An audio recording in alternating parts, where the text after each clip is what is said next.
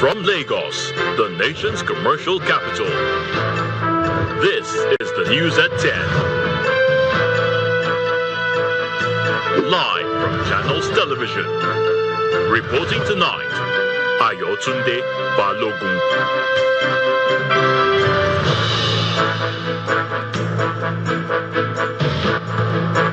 Hello and welcome tonight. Federal High Court Abuja admits evidence in the ongoing trial of former Governor of Kaduna State, Nasir El-Rufai, for allegedly wiretapping the telephone lines of the National Security Advisor, Malam Nuhu Ribadu. Civil Society Situation Room presents its report on the just concluded Ekiti governorship election, condemns what it calls flagrant vote trading between voters and agents of political parties. Ishekiri ethnic nationality urges the Independent National Electoral Commission to fully implement all directives arising from President Bola Tinubu's intervention on the Warri federal constituency delineation dispute. And mediators, Qatar and Pakistan say the first round of negotiations between the US and Iran to reach a final deal to end the war has ended with encouraging progress. On business news, Nigeria Securities and Exchange Commission signs landmark cooperation agreements with Rwanda's Capital Markets Authority, strengthening regulatory collaboration between both countries. On sports news tonight, Lionel Messi becomes the leading scorer in World Cup history as defending champions Argentina ease into the knockout round with an emphatic win over Austria. And from the nation's capital, federal government restates its commitments to protecting refugees, internally displaced persons and other vulnerable populations.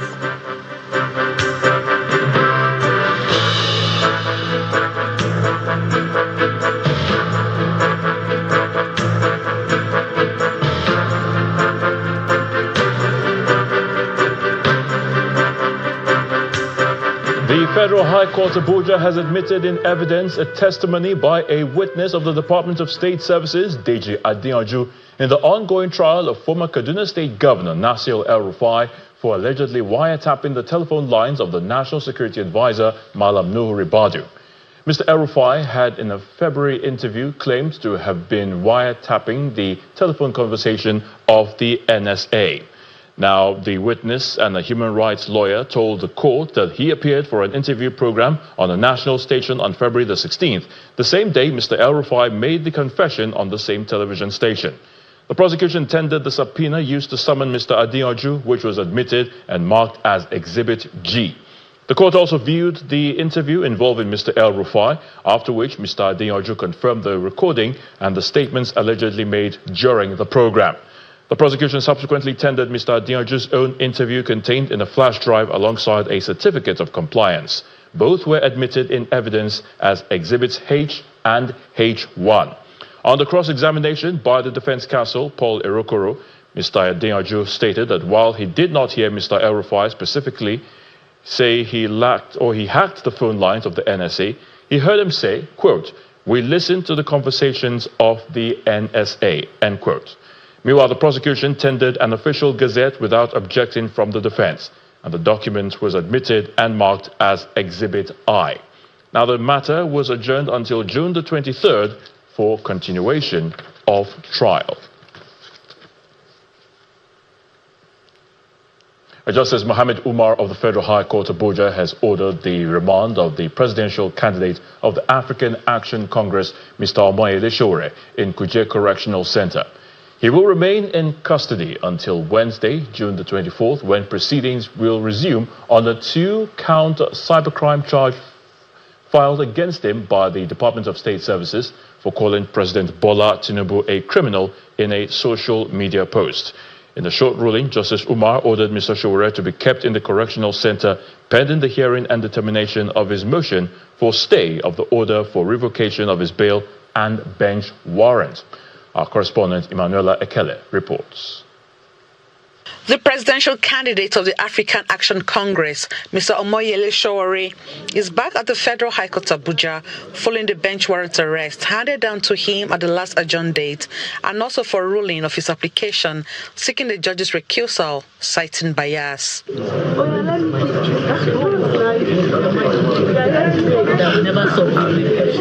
He awaits the commencement of the case in the field courtroom.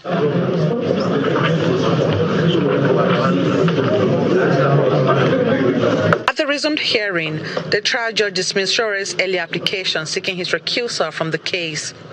He further ordered that the social activist be remanded at the Kuje Correctional Center pending the hearing and determination of his motion for stay of the order for the revocation of his bail and bench warrant. I brought my prison bag with me today, and I told the judge, who said he can't recuse himself, that when they are ready, I'm outside. Nobody should be surprised. I have predicted before now that all these things are going to happen. But they are happening for a good reason. And the reason is that somebody must make the sacrifice that will liberate this country. I stand ready. I did not even try to appeal to the judge to reconsider it. I want to go to prison, but I'll be out. Absolutely. And when I'm out, I will be stronger, more ferocious, and face these people headlong. That is my message to the Nigerian people. Outside the courtroom, this is how Mr. Sowore's supporters react to the remand order.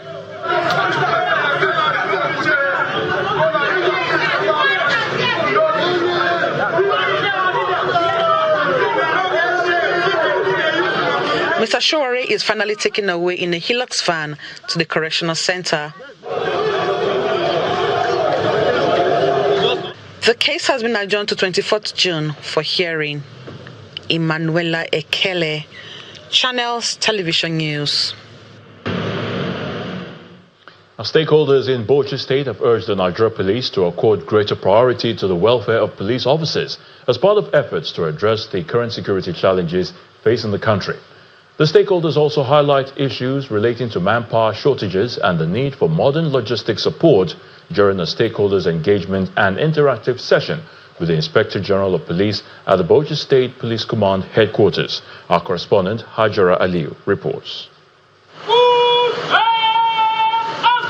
The Nigeria Police Force continued its assessment tour in Bauchi State, bringing together stakeholders, including officers and personnel of various security agencies, civil society organizations, traditional and community leaders, youth groups, and representatives of educational institutions for a consultative meeting at the State Police Command headquarters. You know where the police... The coordinating Deputy Inspector General of Police in charge of the Northeast, Mr. Zachariah Ferrer, represented the Inspector General of Police at the meeting. He highlights the impact of community partnership as a critical component of effective policing, noting that the engagement provides the police with valuable feedback to improve service delivery and strengthen operations. We are here to see things for ourselves. We are here to experience firsthand why our policemen are not living up to expectations. Some of them, not all.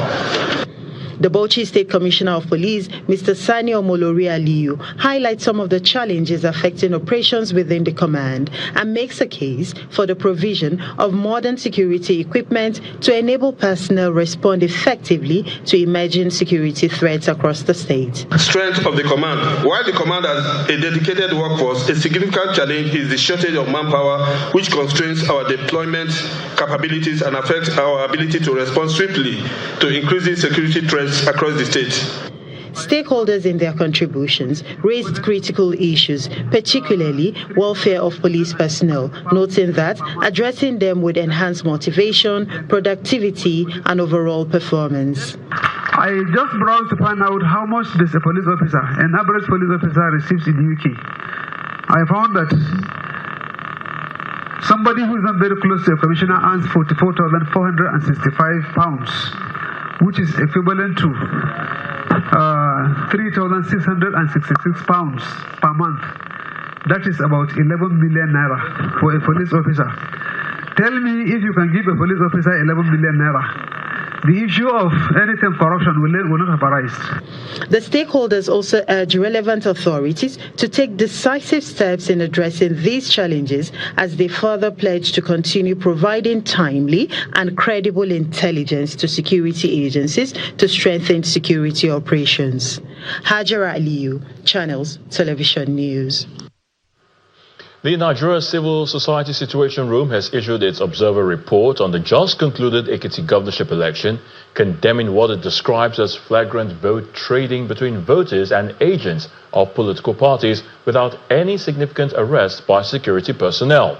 The post-election report also raises concerns about low voter turnout, calling on relevant electoral stakeholders, including the electoral umpire INEC, political parties and civil society groups, to work on rebuilding the confidence of the electorate on the country's electoral process. Situation room notes with concern of the following. 1. Alleged incidents of voter inducement in some polling locations. Delays in the opening of polls in certain areas. Inconsistent adherence to electoral procedure in isolated polling units. The persistence of low voter turnout despite extensive voter education efforts. These issues underscore the need for continued improvement in electoral administration, enforcement of electoral laws, and civic engagement initiatives. Despite over 1 million registered voters and a PVC collection rate of 97.1%, only about 1/3 of eligible voters participated in the election.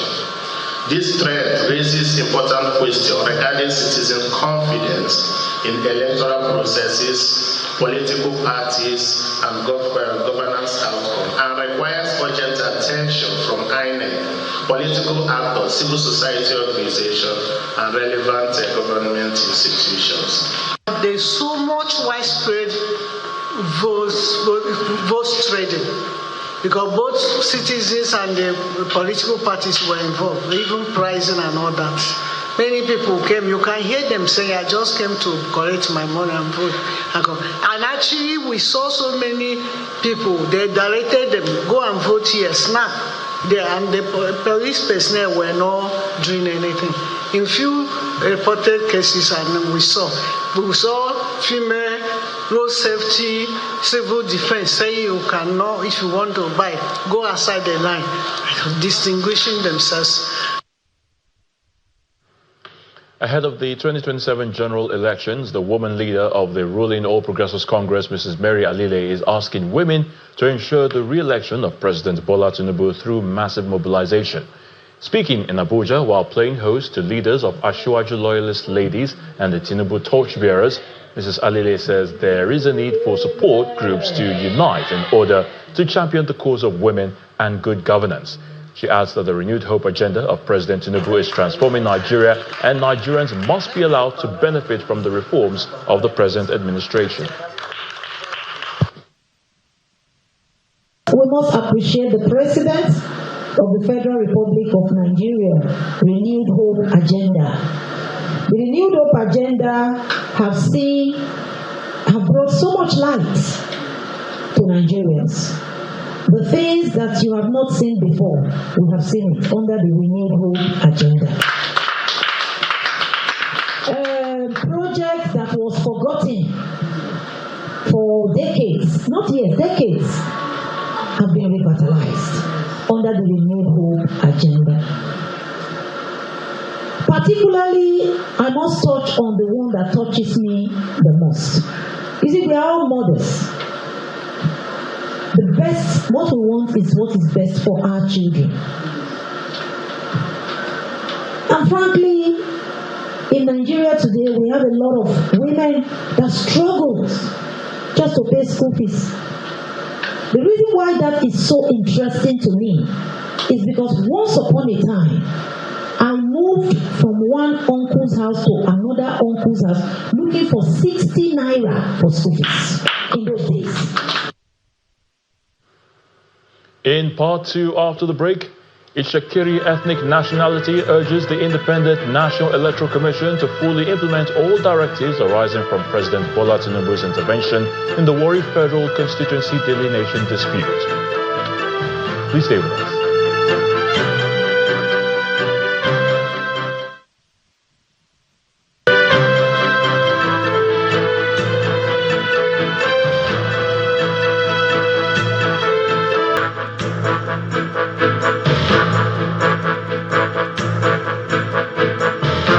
Welcome back. If you have just joined us, you're watching the news at 10 on Channels Television, broadcasting live from Lagos. A reminder of our top stories. Federal High Court Abuja admits evidence in the ongoing trial of former Kaduna State Governor Nasir El-Rufai for allegedly wiretapping the telephone lines of the National Security Advisor Malam Nuhu Ribadu. Civil Society Situation Room presents its report on the just concluded Ekiti governorship poll, condemns what it calls flagrant vote trading between voters and agents of political parties. Ishakiri ethnic nationality urges INEC to fully implement all directives arising from President Tinubu's intervention in the Warri federal constituency delineation dispute. And mediators, Qatar and Pakistan say the first round of negotiations between the US and Iran to reach a final deal to end the war has ended with encouraging progress.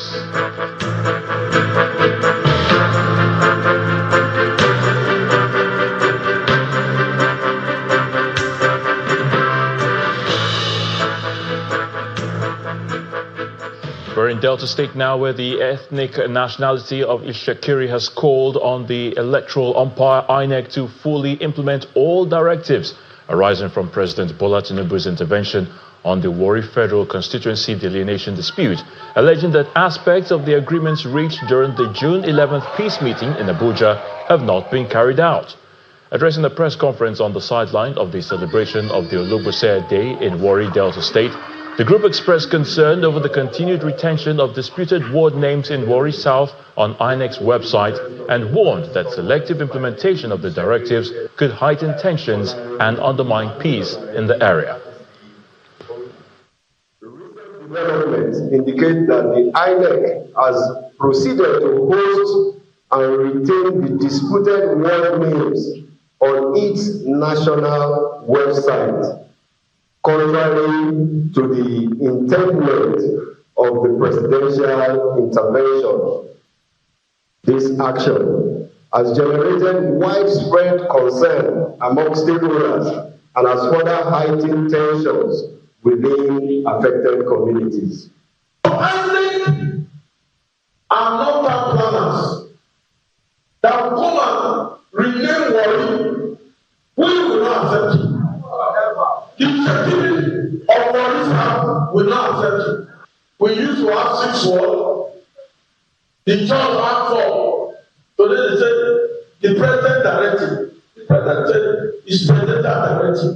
But if we don't agree and if we don't keep to that agreement, it will ask the Attorney General to go back to the Supreme Court to interpret that they cannot reinforce the judge, what for the verdict that they have found. I think we're going to get to that soon. Outside our shores now, Sir Keir Starmer has resigned as UK Prime Minister and leader of the Labour Party. He announced his resignation outside 10 Downing Street, stating that every decision he made in office was about putting the country he loves first. He adds that he will do everything he can to ensure an orderly handover of power and will give his successor his full support. Mr. Starmer also noted that after leaving the biggest job in the country, he will spend more time on the most important job.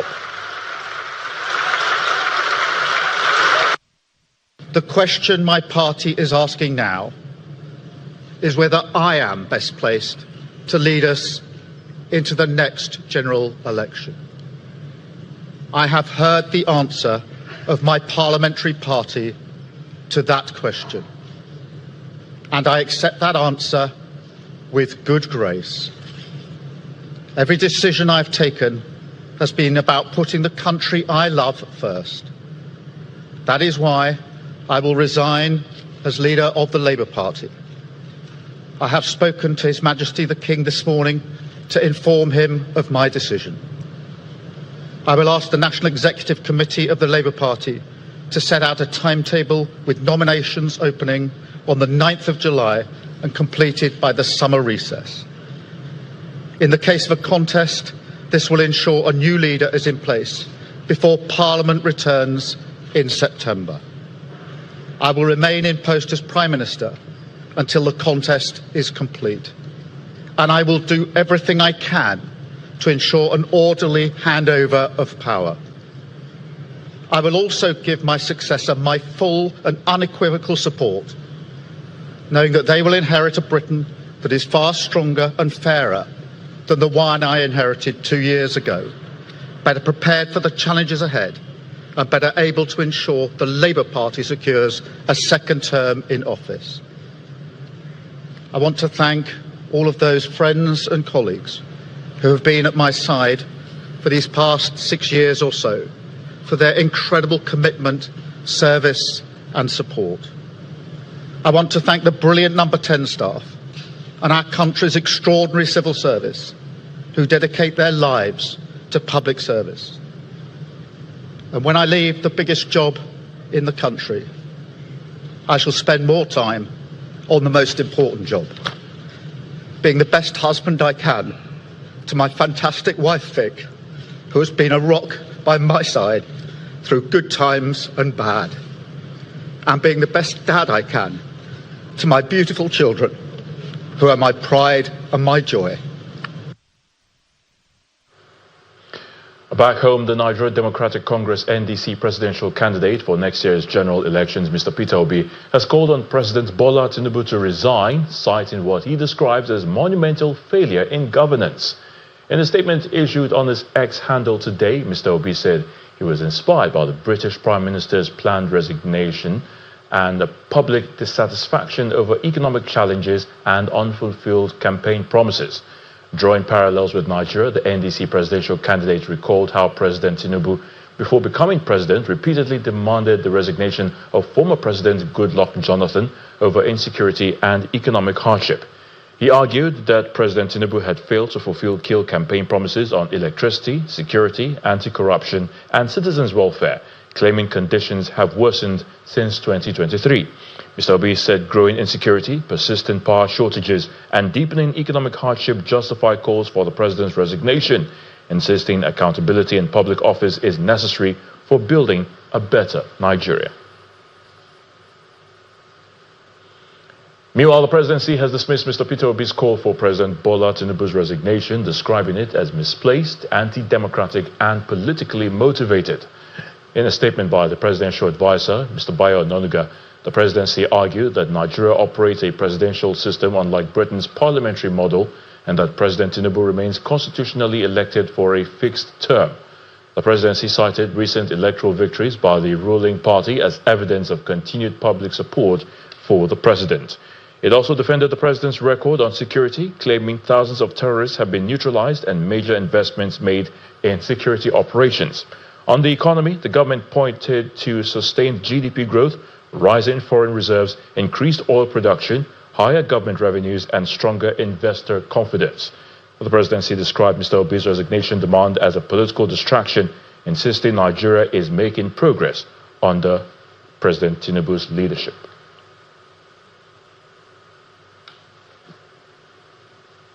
So let's head to the nation's capital, where Gloria Umezoke is standing by to give us the latest from our Abuja studios. Great to see you again, Gloria. Over to you.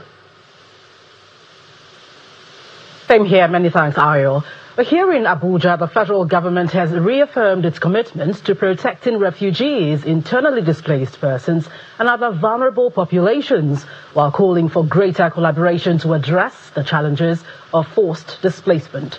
The assurance was given at the 2026 World Refugee Day commemoration in Abuja, which also marked the 75th anniversary of the 1951 Refugee Convention. Our correspondent Benny Ork reports. The 2026 World Refugee Day commemoration climax in Abuja, with stakeholders gathering to advance discussions on protection, solidarity, and durable solutions for refugees and internally displaced persons. Ahead of the event, the National Commission for Refugees, Migrants, and Internally Displaced Persons held a press briefing where the Federal Commissioner, Mr. Tijani Hamid, and development partners stressed the need for stronger collaboration and sustainable support for displaced populations. Government has done through various initiatives, including the establishment of resettlement cities, livelihood programs, healthcare, education, provision of convention travel documents to the refugees. Figures from the United Nations Refugee Agency shows Nigeria hosts more than 139,000 refugees and asylum seekers, while over 3.7 million people remain internally displaced. The commemoration featured a high-level stakeholders dialogue attended by representatives from the Presidency, National Assembly, United Nations, ECOWAS, diplomatic missions, development partners, and humanitarian organizations. They will thus stand with you through Nigerian respect to key humanitarian obligations of upholding the principle of non-comment and providing enabling environment for refugees. This day reminds us that behind every refugee is a father, is a brother, is a sister, is a mother, and a family created in the image and likeness of God, deserving of love, protection, and respect. The Minister of Humanitarian Affairs and Poverty Reduction, Mr. Bernard Doro, said the government is expanding social protection programs and livelihood support to help displaced persons become self-reliant. We want people to not only survive displacement, but to graduate out of vulnerability into self-sufficiency. The Secretary to the Government of the Federation, Mr. George Akume, who represented President Bola Tinubu at the event, called for stronger partnerships and coordinated action to address displacement challenges. Let this World Refugee Day serve as a catalyst for deeper collaboration, stronger protection systems, and more durable solutions for displaced populations across Nigeria, West Africa, sub-region, and the world at large. Participants agreed that lasting solutions will require sustained investment, regional cooperation, and a shared commitment to ensuring that every displaced person lives in safety, dignity, and hope. Benny Ark, Channels Television News. Still ahead on the news at 10, Nigeria Securities and Exchange Commission signs landmark cooperation agreement with Rwanda's Capital Markets Authority, strengthening collaboration between both countries. That's on Business News. Please join us again.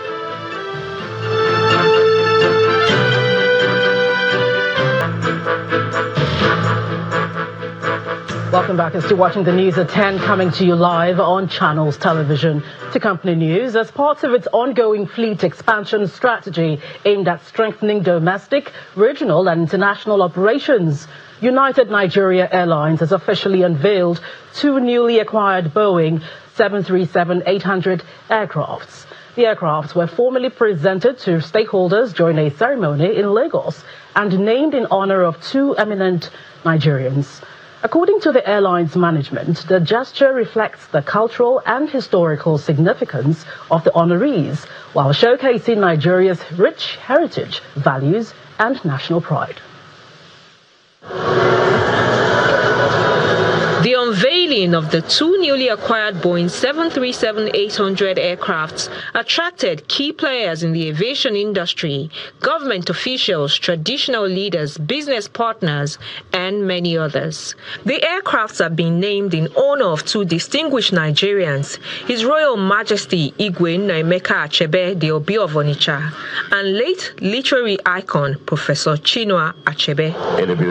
The chairman of United Nigeria Airlines, Professor Obiora Okonkwo, says this is a cultural and historical significance to showcase Nigeria's heritage, pride and excellence, and the need to carry these legacies across cities, countries and continents. This is the first time in Nigeria there is an aircraft that has these names.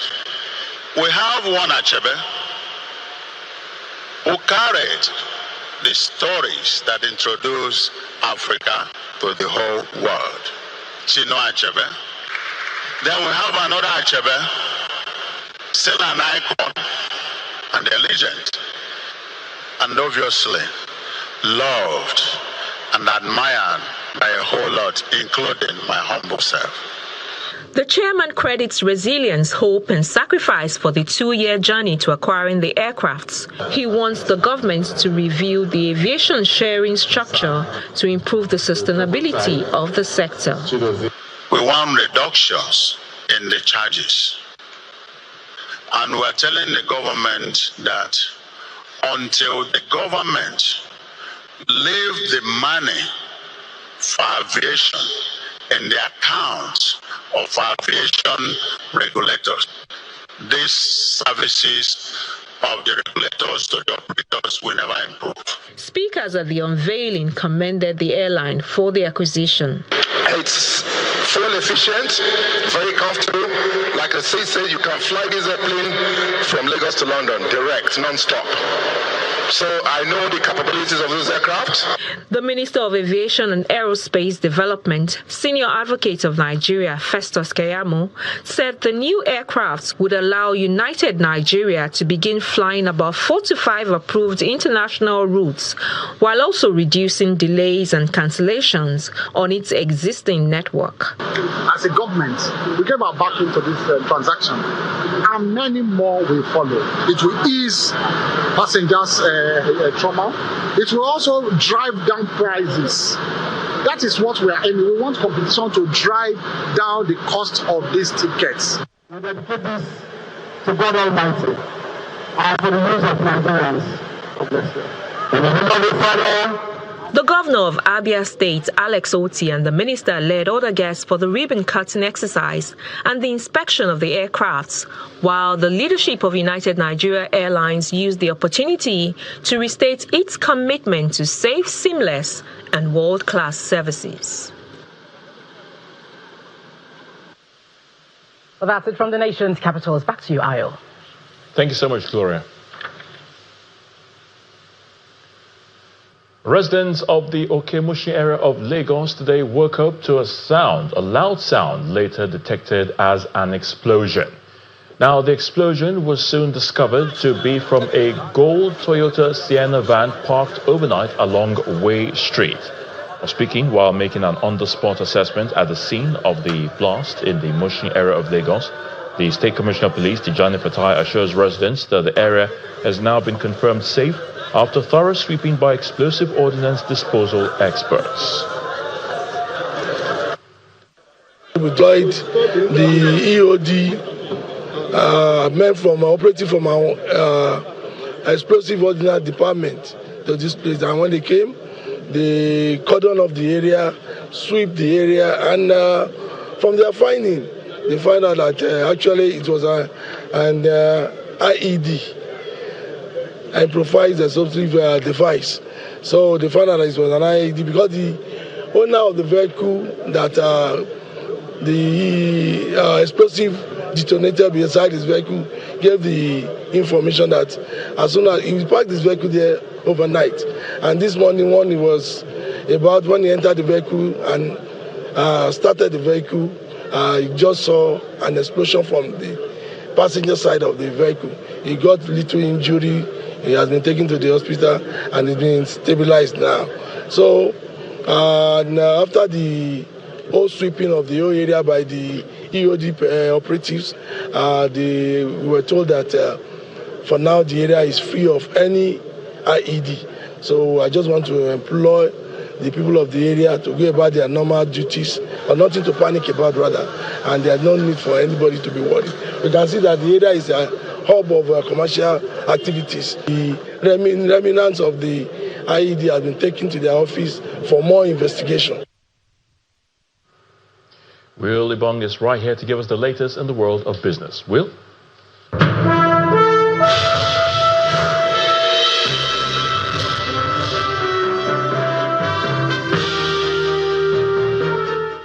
Thank you, Ayo. The Nigeria Securities and Exchange Commission, SEC, has signed a memorandum of understanding with Rwanda's Capital Markets Authority to strengthen cooperation between both regulators. SEC Director General Motimi Agama announced the agreement in Abuja following talks with a Rwandan delegation led by Capital Markets Authority CEO Romeo Ngarambe. Under the MOU, both sides will collaborate on investor education, capital market development, regulatory information sharing, capacity building, and enforcement oversight. Agama says the partnership reflects a broader push for a greater integration of Africa's capital markets with a focus on cross-border collaboration and the development of new investment products.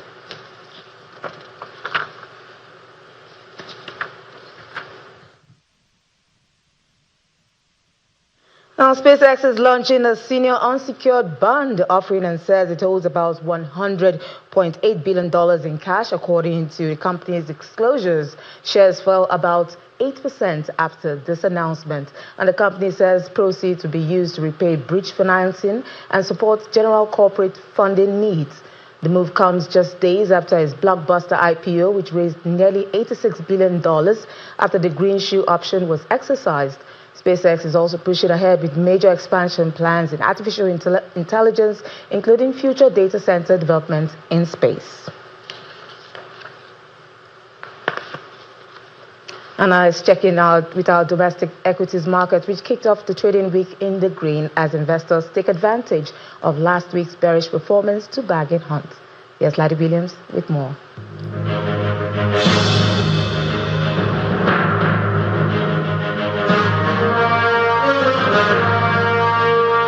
Well, it's another day, another naira on the Custom Street, but it seems the bulls want to wrestle back the market from the clutches of profit takers from last week, kicking off this first trading day of this week, 0.97% higher, 238,219 points there for the all-share index, 152 trillion for the market cap. And so kicking off in the green, almost 1% up, but we see the tier one banks making some kind of comeback this week. Last week, the counter was down a big 10% with the first hold code GTCO registering double-digit losses, but it's kicking off there 10% higher, 10% for GTCO. So maybe we might recover all that was taken last week. For the market move, we'll see day one, we're up with MTN Nigeria closing at 830 naira per share. We'll see if the bulls sustain.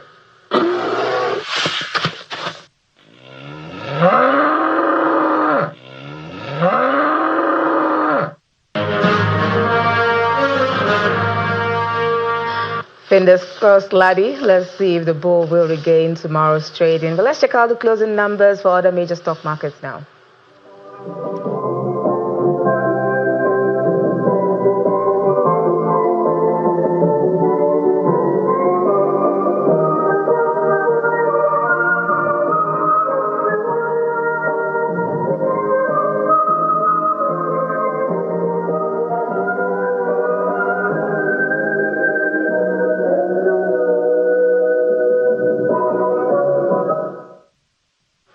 And that's business news. I am Will Ibang. Is back to Aya now.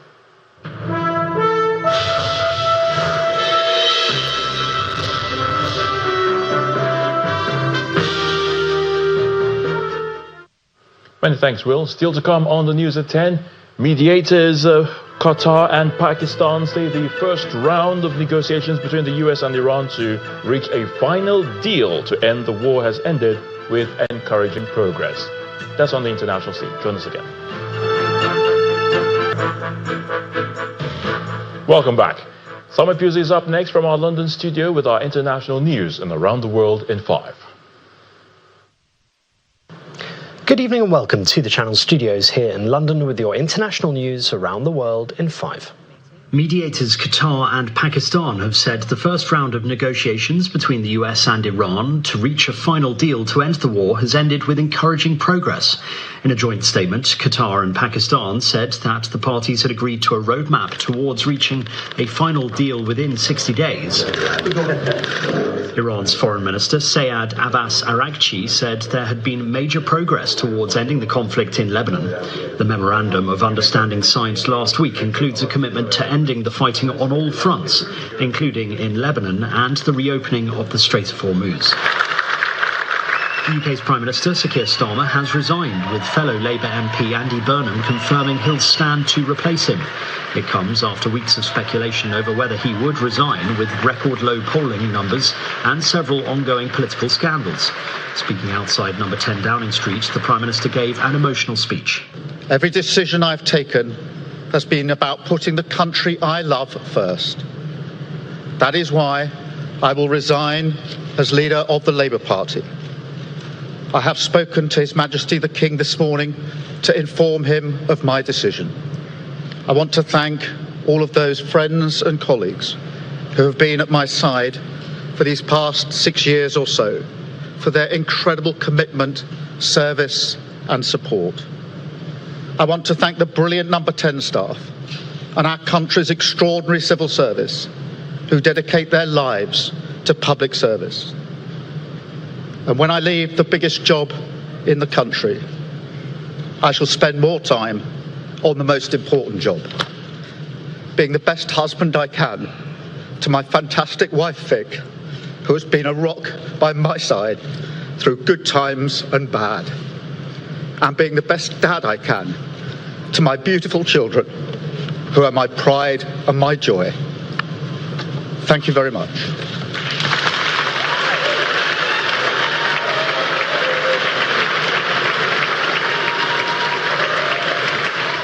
Member for Makerfield. Hours later, his probable successor, Andy Burnham, was sworn in as the MP for Makerfield. Mr. Burnham has tried to become Labour leader twice before, twice missing out. However, his first major obstacle to the doors of Downing Street was cleared last week when he won the Makerfield by-election, seeing off a challenge from Reform UK, which came second but more than 9,000 votes behind Labour. And bear true allegiance to His Majesty King Charles, his heirs and successors, according to law.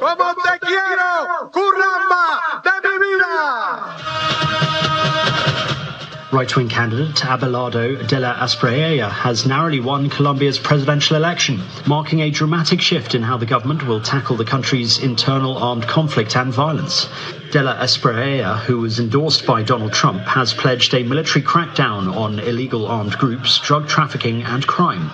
He appeared to defeat left-wing Ivan Cepeda, a close ally of President Gustavo Petro. De la Espriella said today begins a new stage for our country, a stage built on the free and democratic will of millions of citizens who chose to believe in a great, safe, prosperous Colombia. Russian troops have infiltrated the strategic city of Konstantinivka in eastern Ukraine and are now trying to surround it. The entire city is now effectively in a grey zone, no longer controlled by anyone.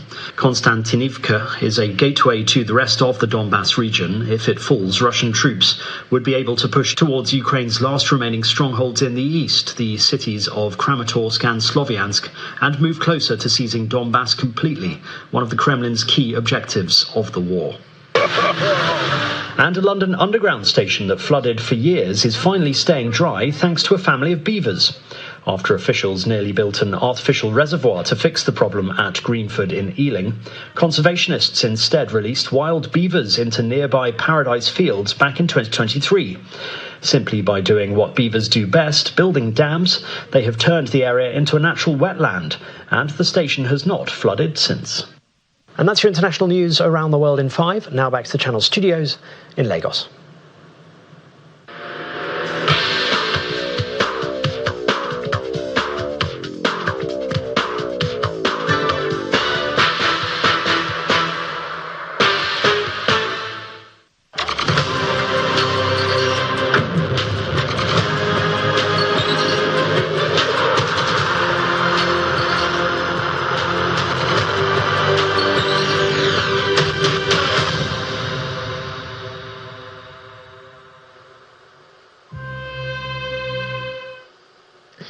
Hello and welcome to Sports News. Lionel Messi has become the World Cup's all-time leading goal scorer, netting twice as defending champions Argentina powered into the last 32 with a 2-0 victory over Austria.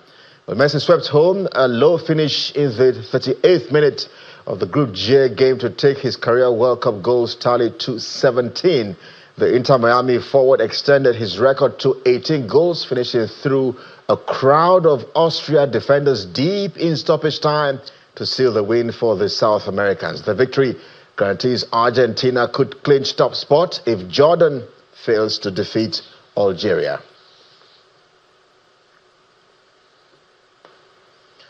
Meantime, Algeria coach Vladimir Petkovic admits the Desert Foxes have their fate in their own hands when they take on Jordan on Tuesday in a high-stakes encounter in California, with both sides facing the possibility of early elimination. Petkovic says the match against Jordan in the San Francisco Bay Area would provide a chance to shine that was not possible against the defending champions Argentina. The manager believes Jordan would be altogether different opponents than Argentina.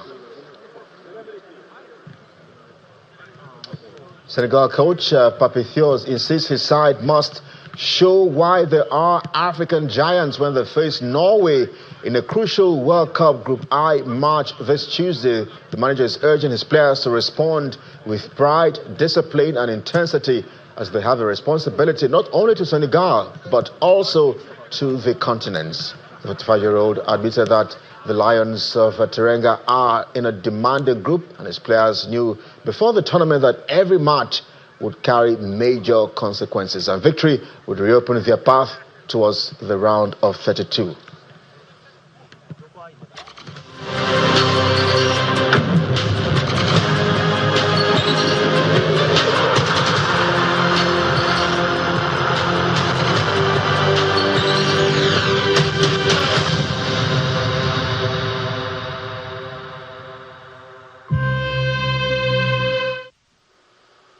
And that's your sports news tonight. I am Kelly.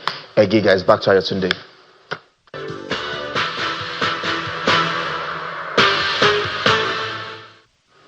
And the main news again. A federal high court Abuja today admitted evidence in the ongoing trial of former Kaduna State Governor Nasir El-Rufai for allegedly wiretapping the telephone lines of the National Security Advisor Malam Nuhu Ribadu. And Civil Society Situation Room presented its report on the just concluded Ekiti governorship poll, condemning what it called flagrant vote trading between voters and agents of political parties. That's the news at 10 tonight. Thank you so much for watching. I'm Ayotunde Balogun. You have a good night.